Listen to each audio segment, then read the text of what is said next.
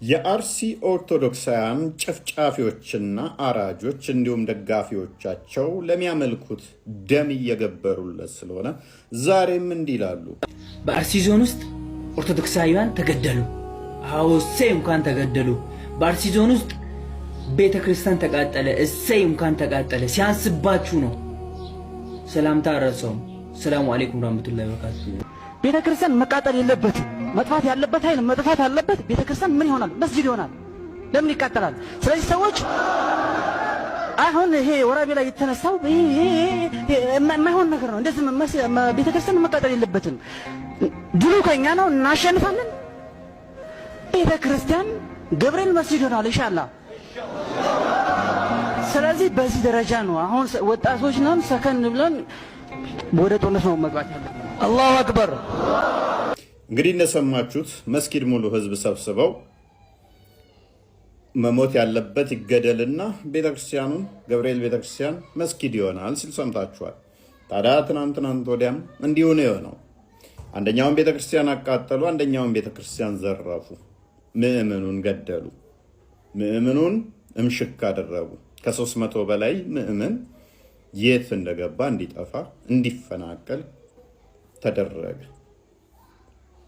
እንዴ ክርስቶስን ነው የማከብረው። አንተን የማከብርህ ወደ ክርስቶስ ስትወስደኝ ነው። ወደ ዘርህ ስትወስደኝ፣ ወደ መለያየት ስትወስደኝ ይጣልሃለሁ ማለት አልቻልንም። እኛ ደግሞ አየህ ፈራን፣ በሱ ስም መጡብን። አሁን ግን ማለፍ አለበት ይሄ ጊዜ። እንዲሁ በጭፍን አይደለም። ቀኖናው ምን ይላል? ፍትሐ ነገሥቱ ምን ይላል? ህጉ ምን ይላል? አባቶች ምን መምሰል አለባቸው? የአባት መልክ የሌላቸው ምን እናድርጋቸው? ይሄን በእውቀት ነው ማድረግ ያለብን እና እሱ ያስቆጣል። እውነትህን ነው። በደንብ ማሰብ አለብን። ኦርቶዶክሶችም ስለሆንን በዘፈቀደ ስላልሆንን ደግሞ ቁጣችን ኦርቶዶክሳዊ ቁጣ ምንድን ነው? እንዴት ነው እንዲህ አይነት ውስብስብ ነገር የሚታለፈው? ቆመንና ፈዘን ደንዘንና ደንግዘን ማለቅ የለብንም። ደግሞ ይሄ ቅጥረኛ ሰባኪ ይሄ ወንጌል ብርሃን ነው ስንል ወንጌልን ማደንዘዣ ያደረገ አስመሳይ ሰባኪና እውነተኛውን ኦርቶዶክሳዊ መንፈሳዊ ሰባኪ እንዴት ነው የምንለየው? ይሄ ተለማምዶ ሳያምን የሚሰብከን ምንድን ነው የምናደርገው? እንደዚህ እንደ አውሮፓ ሰባኪ በምንችለው እያደረግን ነው። ከዚያ ደግሞ ያው ፌስቡክ ላይ ጽፋለሁ። ከዚያ ቀጠሉና ምን ባዶ ጩኸት እኮ ትርጉም የለውም ምናምን የሚል ኮሜንት መጣልኝ። ቀጠልኩና በተመሳሳይ ሰዓት ነው እሺ መፍትሄው መደራጀት ነው አልኩኝና በየሰንበት ትምህርት ቤቱ አሁን ለምሳሌ መዋቅር አላት ቤተክርስቲያን። እግዚአብሔር ይመስገን በጥሩ ጊዜ አባቶቻችን ጥሩ ስራ ሰርተው መዋቅር ሰርተውና መዋቅር መዘርጋት የዘመን ስራ ነው። ዝም ብሎ በአንድ ጊዜ የሚሆን ኦቨርናይት የሚመጣ አይደለም እና መዋቅሩን ተጠቅማችሁ ከጠቅላይ ቤተ ክህነት ጀምሮ እስከ ሰንበት ትምህርት ቤት ድረስ ያላችሁ የሥራ አመራሮች ስብሰባ ጥሩና ሐሳብ የመፍትሄ ሐሳብ ሞት በቃን፣ ሞታችንን እንዴት ነው መገደብ ያለብን፣ እንዴት ነው ማቆም ያለብን በሚለው ላይ አጀንዳ ይዛችሁ ተወያዩ። ከዛ በኋላ ከአጥቢያዎቹ አድባራቱ ከአድባራት ጋር ሰንበት ትምህርት ቤቱ በየደብሩ ውስጥ በየአጥቢያው ውስጥ ውይይት ከተደረገ በኋላ ደግሞ ከአጥቢያዎቹ ጋር በአገረ ስብከት ደረጃ መነጋገር። ይሄ መዋቅሩን ተጠቅሞ ዋዘ ሶሉሽን መባል አለበት። ምን ተንግበር ምን እናድርግ የሚለው ነገር አውሩ ብዬ ከአለበለዚያ እንደተባለው እውነት ነው ባዶ ልቅሶ ትርጉም የለውም ብዬ ጻፉኝ። ከዛ ቀጠሉና ካድሬው በየደብሩ ተሰግስጎ እንዴት አድርገን ነው የምንሰበሰበው? በማግስቷን የሚያስለቅመን አለኝ። እንዲህ ከዛ እንደዚህ ኮሜንት መጣ ማለት ነው። እና አሁን ይኸውልዎት መጀመሪያ አስጮሁም ነበረ። ጮህን ባዶ ጮህት ነው አሉን። ተደራጁ ስንል ደግሞ ካድሬው በየቤተ ክርስቲያኑ ተሰግስጎ እንዴት አድርገን ያደራጀናል አሉኝ። እንግዲህ አንድ ነገር እዚህ ላይ መናገር ስለፈለኩ ነው። ፈሪ አይጸድቅም የሚባል አባባል አለ። ይሄ በነገራችን ነበር ፈሪ አይጸድቅም ገለባ አይበቅልም ይላሉ አባቶች። ፈሪ አይጸድቅም በነገራችን ላይ መጽሐፍ ቅዱሳዊ ቃል ነው። የአባቶቻን አባባል ፈሪ አይጸድቅም ማለት ምን ማለት መሰላችሁ? ሞትን አትፍሩ ኃጢአትን እንጂ። ጌታ ራሱ ምን ብለዋል? ነፍሳችሁንም ስጋችሁንም ሁለቱን አዋህዶ በገሃነም የሚያኖረውን እርሱን ፍሩት እንጂ የሚገሏችሁ ስጋችሁን የሚገሉትን አትፍሩ ነው ያለ። ከፈራችሁስ ኢየሱስ ጌታ ነው ከማለት ይልቅ አይ የምትይውን ሰው አላውቀውም ማለት የሚመጣ ከሆነ የምትፈሩ ከሆነ መፈርጠጥ ሊመጣ ነው ማለት ነው። ለዚያ ነው መንፈስ ቅዱስ በበዓለ ሃምሳ ፍሩሃን የነበሩትን ጥዋን ያደረጋቸው። ለሞት የጨከኑ የሚያደርገው በሰማይ ያለውን የምንመለከት ከሆነ ነው። እኔ ፈሪ ሰው አይጸድቅም። አሁን በክርስትና ሕይወት ውስጥ በሰማይ ያለውን የእግዚአብሔርን መንግሥት የማያይ ሰው ማሸነፍ አይችልም። እኔ በነገራችን ላይ ፈሪ ደፋር ሰው አይሞትም ነው ብዬ የማምነው። አይሞትም። ለምን መሰላቸው? ስለ ልቦናው ራሱ ገና ጠላትን ስለሚያስቦካ መሳሪያ ምናምን ሳኒዝ ድምፃችን ብቻ የኢያሪኮን ግንብ ያፈርሳል። ከዚህ ቀደም ይኸውላችሁ መደራጀት ማለት በነገራችን ላይ ክላሽ ይዞ ገዳይን መግደል ማለት አይደለም። እዚያ የሚያደርስ ምንም ነገር የለም። ወረተ መናገር ከተደራጀን ዘር አይልም፣ በአካባቢ አይመጣም። ያ ቦቅቧቃ ነው ገዳይ። አንደኛ ይኸውል ስነ ልቦናው መግደል በራሱ ኃጢአት ስለሆነ ህሊናው ይከሰዋል። ተቅበዝባዥ ነው የሚያደርገው። ያገኘው ሁሉ ጉቶ ሁሉ ገደለኝ ነው የሚለው። ገዳይ ድፍረት የለውም በነገራችን ላይ። ስለዚህ ላለመሞት ሰው ሲደራጅና ሰብሰብ ሲል ገዳይ አንደኛ የስነ ልቦና ፍርሃት አለበት። ሁለተኛ የተደራጀን ሰው መኖር ስለሆነ አጥፍቶ በዚህ ምድር ላይ መኖር አይደል የገዳይ ዓላማው፣ በሰማይ ምናምን አይደለም። ስለዚህ የምድሩን ማጣት ስለማይፈልግ ህይወቱን ከኛ በላይ በሰማይ እኔ እኮ ለክርስትና ብሞት የምገባበት መንግስት አለኝ ብሎ አይደለም እሱ የሚገድለው። ስለዚህ እኛ ግን ከዚያ የተሻለ ድፍረት አለን ማለት ነው።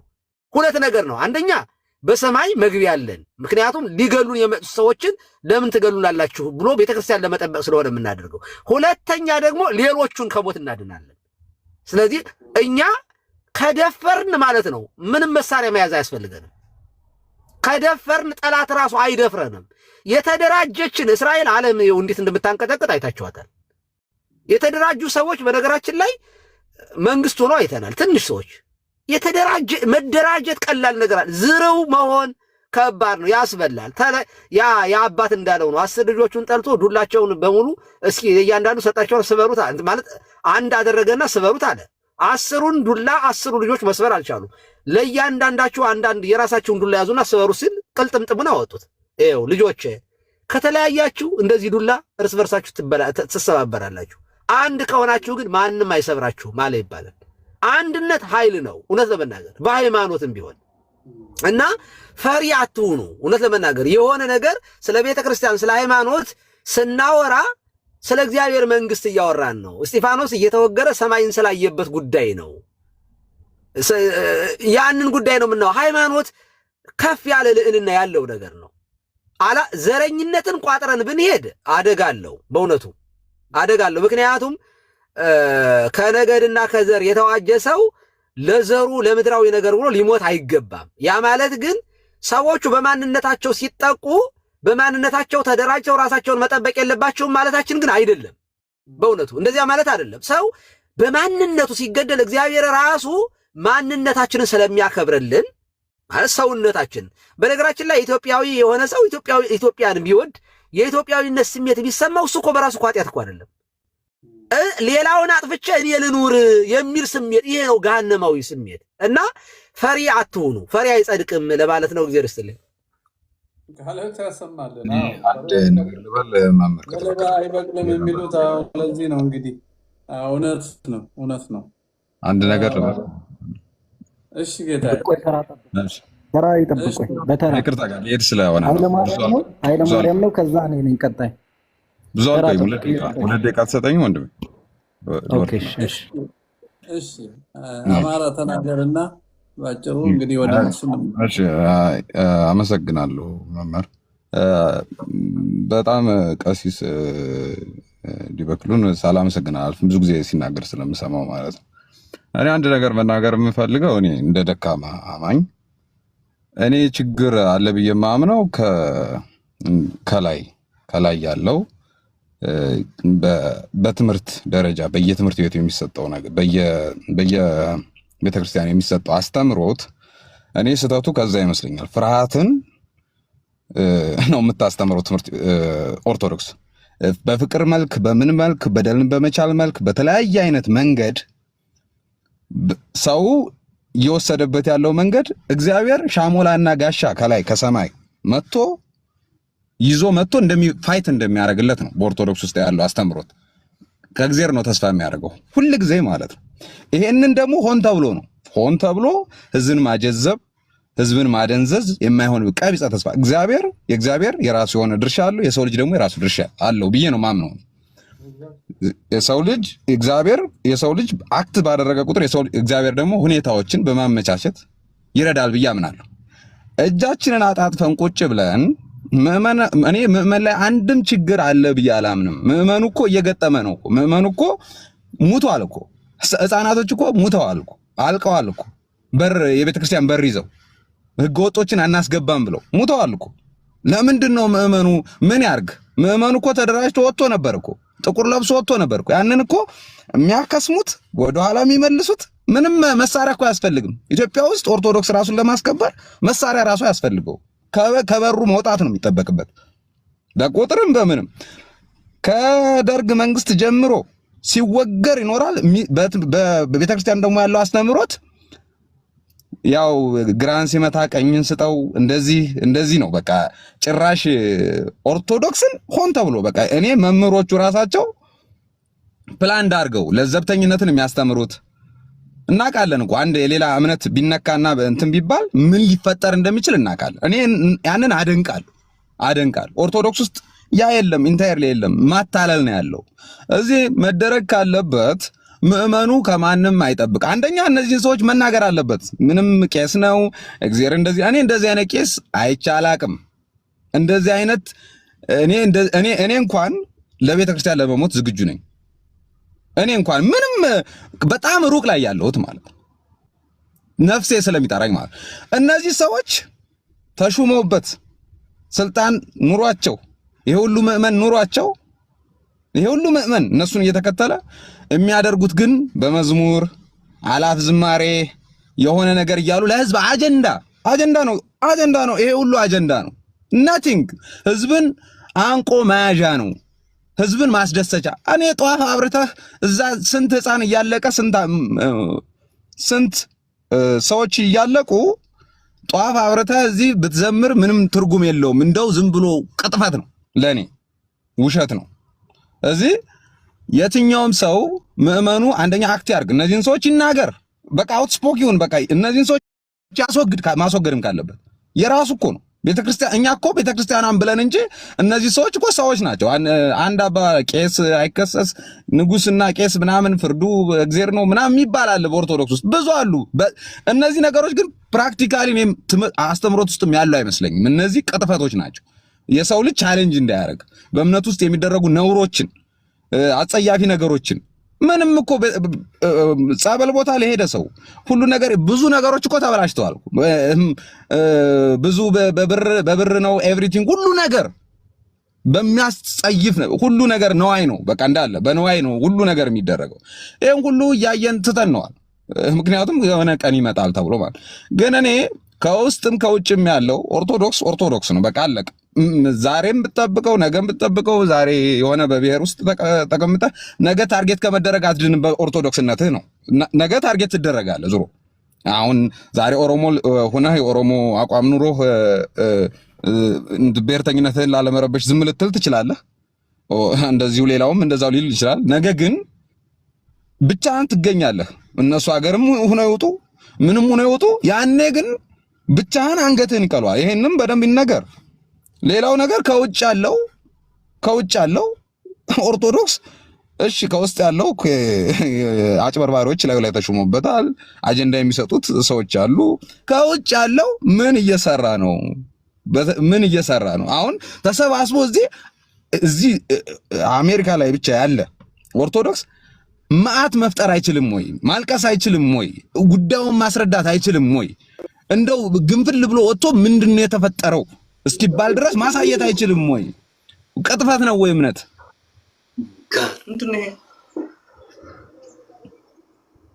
ሄሎ ወንድም የሚት አርግልኝ እስቲ። እና እኔ በቃ አባቶች ምናምን እየተባለ እነዚህ ቀጣፊዎች ናቸው። አባቶች ሳይሆኑ ቀጣፊዎች ኦርቶዶክሶችን ለማሳረድ እያስተባበሉ አጀንዳ እየሰጡ የማይሆን አስተምሮት እያስተማሩ ብዙ ጊዜ እኮ አይተናል። አንድ አይደለም 3-4 ጊዜ ጸሎትን ያዝ ይባላል፣ ሱባኤን ያዝ ይባላል። እኔ እንዲህ አይነት ቀልድ ምን አይነት ቀልድ ነው? በህፃናቶች እየተገደሉ እነዚህን ሰዎች ፊት ለፊት ኮንፍሮንት ማድረግ ካልቻለ ምዕመኑ ምን ብሎ ነው? እነዚህ ሰዎች እኮ ልክ እንደ ዓለማዊ ስልጣን እኮ እነ አቡነ ሳውሮስን እነ ምናምንን እኮ እነዛን ሰዎች እኮ ያን ሁሉ ወጣት ካለቀ በኋላ እኮ ያስገቡ ተፈራርመው የተጨባበጡ ሰዎች ናቸው። እነዚህ ሰዎች ከነ አቡነ ሳውሮስ ምንድነው የሚለያቸው? ኦርቶዶክሱ እንደ አባት ለምንድን ነው የሚያያቸው?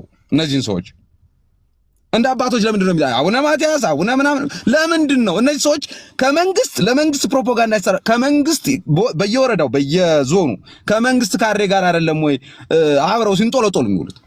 ከየትኛው ህዝብ ጋር ቆመው ነው? እናውቃለን እኮ እዚህ በዛ ደረጃ ቢታይና ኦርቶዶክሱ እንደው እንትን ከማለት ውጭ በደንብ አብዮት ከባድ የሆነ አብዮት መፍጠር መቻል አለበት። ራስን ማስከበር የሚቻለው ቁጥር አለኝ ይላል ኢትዮጵያ ውስጥ እንደዚያ። ኦኬ እንደዛ ከሆነ ቁጥራችንን እናሳይ። ሌትስ ዩናይት፣ ሌትስ የሆነ ነገር እናርግ። ይሄ እንግዲህ የእምነት ጉዳይ ነው አይደለም? እሺ ይሄንን ነገር በዛ ላይ ይሄ ነገር ለምንድን ነው ኢትዮጵያ ውስጥ እኮ ምንም አይነት የፖለቲካ ውክልና ስለሌላት ነው ኦርቶዶክስ የምትጠቀም። ምንም አይነት ለስንት ዓመታት ምንም አይነት ውክልና የለውም። ስለዚህ ኢቭን የፖለቲካ ኢንተረስት የስልጣን ኢንተረስቱን ላይ ይዞ ነው መነሳት ያለበት ኦርቶዶክስ። እንዴ በዛች ሀገር ውስጥ አያገባውም እንደ አንድ አማኝ ይሄን ያህል እልቂት ይሄን ያህል ቤተክርስቲያን 90 ምናምን ቤተክርስቲያን በአንድ ዓመት ውስጥ እየተቃጠለ በአንድ ዓመት ውስጥ በሁለት በሶስት ወር ውስጥ ሶማሊያ ክልል ውስጥ አይተናል፣ ኦሮሚያ ክልል አይተናል። እንዲህ እየተቃጠለ ምን አይነት አጀንዳ እንደሚሰጥ አላውቅም። በቃ እኔ ኦርቶዶክስ የሚያስተኛ አጀንዳ ነው የሚሰጠው። በዛ ላይ ይተኛል። ራሱን እግዚአብሔር መጥቶ ያድነው ይመስል ራሱን እየሸመገለ ራሱን እያታለለ የሚኖር ህዝብ ነው ለኔ። በቃ እንደዛ ብዬ ነው የሚገልጽ። ስለዚህ ከዛ ይውጣ። ሞሮፍ ግን አባቶች በደንብ መነገር አለበት። አባቶች መቃወም መቻል አለብን። አባቶች ከዛ ቦታ መውረድ መቻል አለባቸው። በስነ ስርዓት መምራት ካልቻሉ በስነ ስርዓት ሲገጥሙ ካላየን እነዚህን አራጆች ፊት ለፊት መግጠም ካልቻሉ እነዚህ አይጠቅሙም። እነዚህ ዳቢሎስ ናቸው። እነዚህ ራሳቸው ይውረዱ። እኔ እንደዛ ብሎ መናገር ካልተቻለ እያሽሞነሞኑ ግማሽ ወር 6 ወር አባት ታረጓቸዋላችሁ። 6 ወር ደግሞ ደቂቃ ብለህ ይሄን ያህል ከዚህ ነው ያው ተቆጥቶ ነው። እውነት ነው፣ ያስቆጣል፣ ያናድዳል። ያለንበት ሁኔታ እኮ አመት ያናግራል። ልክ ነው። ነገሮች ግን እንደ ኤግ ነው። ሁላችንም ነው በደለኞች። በእርግጥ ራስ አይን ስላለው መምራት የነበረበት አሁን ይበቃናል፣ በቅቶናል። ብዙ አመት ተታለናል፣ ደክመናል። አባቶቻችን አሁን ያለን አባቶች የተገኙት ከሌላ ባህል ነው። እሱንም መረዳት አለብን። ያ ባህል ምንድን ነው? ከኖህ መርከብ እስከ አዲስ ኪዳን ያለው በሙሉ በእምነት ውስጥ የኖረ ማህበረሰብ ነው። ይሄ ማህበረሰብ ደግሞ እንደ ሮም እንደ ቤዛንታይን ዘመን የግሪክ ፍልስፍና ወይ ሌላ ፍልስፍና ወይ ኑፋቄ ወይ መንግስት ወይ ዲሞክራሲ እያለ ሲሯኮስ ሲደባደብ ያደገ ቴዎሎጂ አይደለም። የኛ ቴዎሎጂ ካልቸራል ቴዎሎጂ ነው። ካልቸሩ ደግሞ ንጉሱ ራሱ ተቀብቶ በገዳማ አድጎ የቤተክርስቲያኒቷ ተልእኮ አካል ሆኖ ረብሻ የሌለበት ሁለት እረኛ የሚጠብቀን ሰዎች ነን። ስለዚህ አባቶቻችን የተማሩት ምንድነው? መጸለይ፣ ማስተማር፣ እግዚአብሔርን ማሳየት እንጂ ኑፋቄም ጠላትም ከቤት በቅሎባቸው አያውቁት። ጠላት ከውጭ ነው የሚመጣው። ታቦት ይዘው ሄደው ዘምተው ተዋክተዋል። ልክ ከቤት ሲፈላባቸው ወያኔ ነው መጀመሪያ የጀመረው። ወያኔ ያደረገው ምንድን ነው? ህወሓትን ሲመሰርት ስብሐት ነጋ ገብረ ማርያም ነው የሚባለው መምህር ገብረ ኪዳን የሚባል ሰውዬ ቴዎሎጂ የተማሩትን ሰዎች ሰበሰበና ከዛ በኋላ ካህናቱን አይምሮ አጠበና ካህን እንደሆኑ ግን ኦርቶዶክስ ያልሆኑ ሰዎችን በደንብ አደራጅቶ ልክ ቤተመንግስት ሲገባ ሁሉንም ወደታች ቀየራቸው። በቃ ከዛ በኋላ ምልስ ወታደር ሁሉ አስተዳዳሪ ያደረገ፣ ግማሹን ጳጳስ አደረገ፣ ገዳማቱን በካድሬ ሞላው። ዋልድባ እኮ ማዕት ካድሬ እኮ ነበረ። አንዱ ራሱን ሲገልጥ አይታችኋል። አቶ ግርማ ነው ኮሎኔል ምናምን እባላለሁ። እንዴ አባ እከሌ አልነበሩም? አባ ምን ነኝ ኮሎኔሉ ምን ው ነበርኩ እንዴ? እዛ 40 ዓመት ኖር ያሉ ምን ስታረግ ይህ አባ ልሰልል ሄጄ በዛው እንደዚህ ተልኬ ነው አባቶኛል ኮሎኔልም ነኝ ምናምን ሻምበል ነኝም ነኝ ይላል። ሉክ በተቀደሰ ማህበረሰብ ውስጥ የመጸለይ ብቻ ስርዓት የተማሩ ሰዎችን ድንገት ደግሞ ዩኒቨርሲቲ ምናምን ከፍተን በረከሰ በተበላሸ የራሱን አባቶች አርዶ ንጉስ ገሎ ጳጳስ ሰቅሎ በሚኖር ትውልድ ማለት ዱብ ሲሉ ኮንፊውዝድ ሆኑ። ወይንም ልጆቻችን ከኛ የተሻለ ተምረዋል ሀገሩን ይምሩ ብለው ፖለቲካውን ለኛ ተውልን። መተው ብቻ አይደለም እኛም መከተል ጀመሩ። ሳያውቁት እኛም መሰሉ። እንደኛ ሴረኛ ቁማርተኛ ሆኑና መጨረሻ ሆዶ ነው ቁጭ አሉ። ፎቅ መስራት፣ በቃ ገንዘብ ማሳደድ፣ ውስኪ መጠጣት፣ መወፈር ምናምን፣ ምንኩስናው ማርከስ፣ ዘር መቁጠር፣ ጭራሽ ደግሞ የዘር ሲኖዶስ መመስረት ጀመሩ። ሳያውቁት ነው ወደ ገደሉ የወረዱትና ከዛ ደግሞ ካላከበርከኝ ብለው አክብሩ የሚል ሰባኪ ይቀጥራሉ። ጉድ እኮ ነው። አንድ ወንድም ሲናገር ሰምቻለሁ። ከሌላ አባት ሰምቶ አንድ ታላቅ አባት አለ። ሰምታችሁ ስሙን አልጥራ እንግዲህ አሁን አርፈዋል። ጥሩ አባት ናቸው። ለኛ ለቤተክርስቲያናችን አባት ብዙ የሰሩልን መነኩሴ አባት ናቸው። ዲቪኒቲ ስኩል ነው የተማሩት። የመለኮት ትምህርት ሃርቫርድ ነው የተማሩት። እሳቸው የነገሩት ነው የነገረን አንድ መምህር። ሃርቫርድ ስማር ከሚያስተምሩን የነገረ መለኮት መምህራን በሙሉ አንድ ፕሮፌሰር በጣም ያስደንቀኝ ነበረ። ያስደንቀን ነበረ። እኔም ብቻ ሳይሆን ተማሪዎቹ ነው የሚሉት። ያስደንቀን ነበረ። መጽሐፍ ቅዱስን ሲያስተምረን የመጽሐፍ ቅዱስን ታሪኩን፣ መጽሐፍ ቅዱስ ራሱ ታሪክ ስላለው ታሪኩን፣ የይዘቱን ትርጓሜ፣ የተለያዩ ደግሞ ፈላስፎችና መናፍቃን እንዴት እንዳዩት፣ መንፈሳውያን ደግሞ እንዴት ተረዱትና እንደኖሩት አድርጎ 5-6 አንግል ብዙ አድርጎ ያስተምራል። አረማመዱ ራሱ ቅዱስ ይመስላል። ሰውየው በጣም የሚደንቅ ነው። ስለዚህ እኛ ተማሪ ሆነን ስናድግ እንደዚህ ሰውዬ ነው ምነው፣ ግን እንዴት ነው ለዚህ የበቃው? መንፈሳዊነቱን እውቀቱን እንዴት አዋህዶ ያዘው እዚህ አሜሪካ እየኖረ ብለን ሁሌ እናደንቅ ነበር። እና አንድ ቀን ሬስቶራንት ውስጥ ቁርስ ሲበላየንና አጠገብ እንቀመጥ ብለን ጠየቅ ነው የምናደንቀው ልጆች። ቁጭ በሉ አለን። ቁጭ አለ። እኛ ስናድግ እንደርሶ መሆን እንፈልጋለን፣ ሁሉ ነገር በመንፈሳዊም በእውቀትም የተሟላ መሆን እንፈልጋለን እና ህይወቶን ትንሽ ይንገሩን አልናቸው። እና ሰውየው ቃና ብለው ሳቅ ብለው እኔ እኮ በእግዚአብሔር አላምንም አሉን። እንዴ ይሄ ሁሉ ትምህርት፣ ይሄ ሁሉ ጨዋነት፣ ይሄ ሁሉ ስርዓት ምንድን ነው ሲባል አይ ይሄ ስኩል ኦርቶዶክሳዊ የስኩሉን ህግ አክብሬ እውቀቱን ይዤ ማስተምረው there is always fresh and a big cake in the church so I have to respect my እንትኑን እንጀራይ ማክበር አለብኝና መሰልኩ እንጂ እኔ በእግዚአብሔር አላምንም ኤቴይስት ነኝ አለ ሰውዬው። አሁን ያጋጠመን እኮ እንዲህ አይነት ሰዎች ሁሉ ነው ያጋጠመን እኮ የሚመስሉ ያልሆኑ የቃል ትምህርት ተምረዋል፣ ይቀድሳሉ፣ ይናገራሉ፣ ንግግር ያውቃሉ፣ ግን አያምኑም። አንዳንዱ እኮ እምነት የለውም፣ አንዳንዱ እምነት አለው፣ ነገር ግን ይሄ ውስብስብ ዘመኑ ያመጣበትን ነገር እንዴት እንደሚከላከል አያውቅም። እንደገና በዛ ላይ ምዕመን ደንቆሮ ይመስለዋል እንደሱ በቃል ስላልተማረ። ስለዚህ ምክር አይሰማም። የሚሰማው የባለ ቤተ መንግስት መስማት ንጉስ መስማት ስለምዶ የለ። አሁን ዳንኤል ክብረትና አብይን ይሰማል በዛው ልማድ እና የሚሰማውን እንኳን መምረጥ የማይችል ደግሞ የዋህም ይሁን ምን እንደሆነ ማላቀው አይነት አለ። በየአይነቱ ስለሆነን የማያምኑም የሚያምኑም ግራ የገባቸውም ስላሉ እንደ ኦርቶዶክስ እንዴት ነው መንፈታው የሚለው ረጋ ብሎ ማሰብ ይፈልጋል። በእርግጥ ተጣድፈናል፣ እያለቅን ነው። ምኑን ረጋ ያልን እንዳንል ሁለቱም የኛ ስራ ነው። ተጣድፈን በፍጥነት መስራትም የኛ ስራ ነው። ራሳችን እንዳናፈርስና በነፍስ እንዳንጎዳ ኦርቶዶክሳዊ መንገድ መፈለግም የኛ ስራ ነው። ሁለቱም ነው እና ሸክሙን ይዘን መሄድ ነው ያለብን ብዬ ነው። እንደ ዓለም አብዮት ልናካሄድ አንችልም። አብዮት አጥፋ እንጂ ምን እንደምተካ አይነግርም። ይሄ ግን ኦልሬዲ አዲስ ነገር ስለማንተካ ኦርቶዶክሳዊነት ዘላለማዊ ነው፣ ከፍጹም አምላክ የተገኘ ስለሆነ ልንተካ ሳይሆን ልንመልሰው ነው የምንቆጣው። እና ቁጣችን ትክክል ነው ብዬ ነው። እና ይሄን ኦርጋናይዝ ማድረግና ስራ ማሰረን ነው። ቁጣ ያስፈልጋል። ቁጣው ግን ኦርቶዶክሳዊ ቁጣ፣ ወደ ህይወት የሚወስድ ቁጣ መሆን አለበት። እግዚአብሔር ይርዳን። ወንድሜ ቃለ ሕይወት ያሰማልን።